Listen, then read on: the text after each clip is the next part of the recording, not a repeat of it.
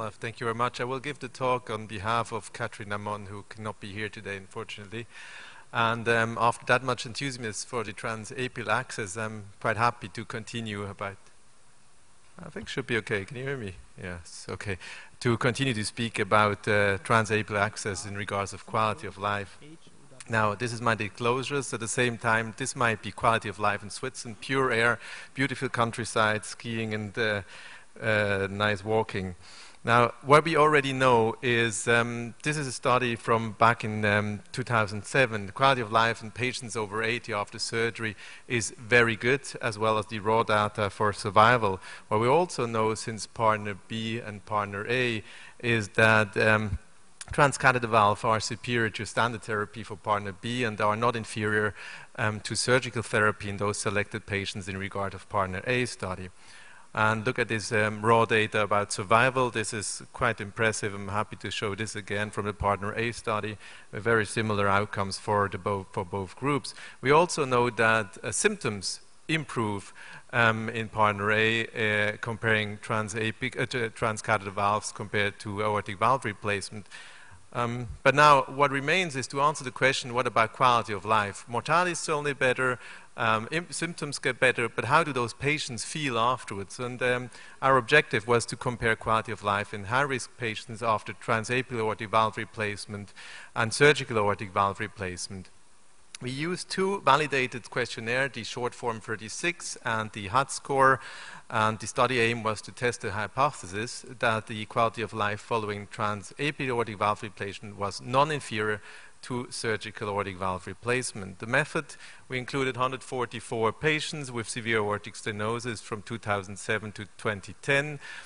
All patients were initially referred to our multidisciplinary TAVI screening process, and were then assigned by the multidisciplinary heart team to either surgical or transapical TAVI. The transfemoral ones were not included in this study.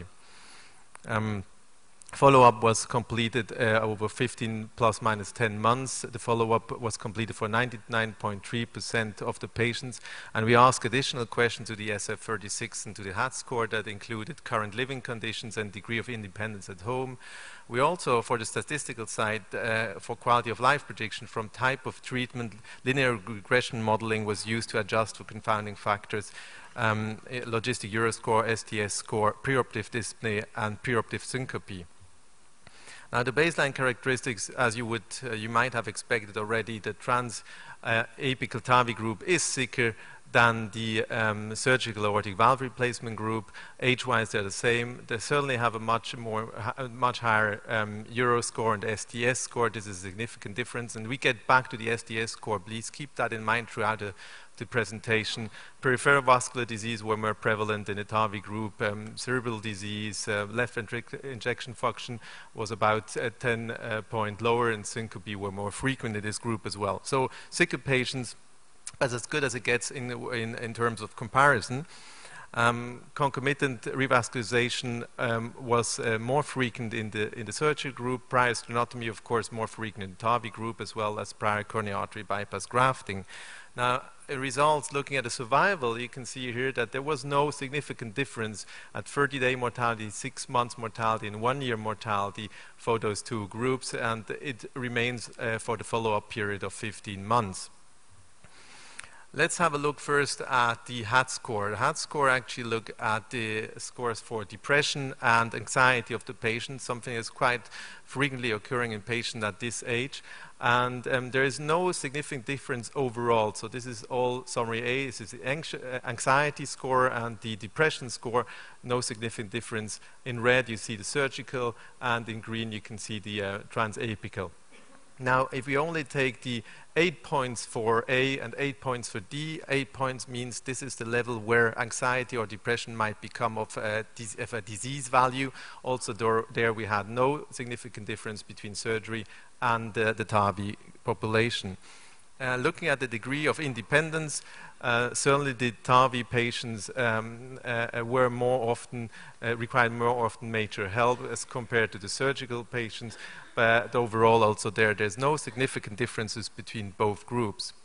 Where we found differences are the physical health in the SF36. And you can see here physical functioning, there's a significant difference, as well as in the general health, there's a significant difference, and the same in the meta score, there's a significant difference. Now, the question that is to be asked at this moment in time, can this significant difference in the subscale physical function or general health be explained by the markedly poor preoperative condition rather by the nature of the performed intervention?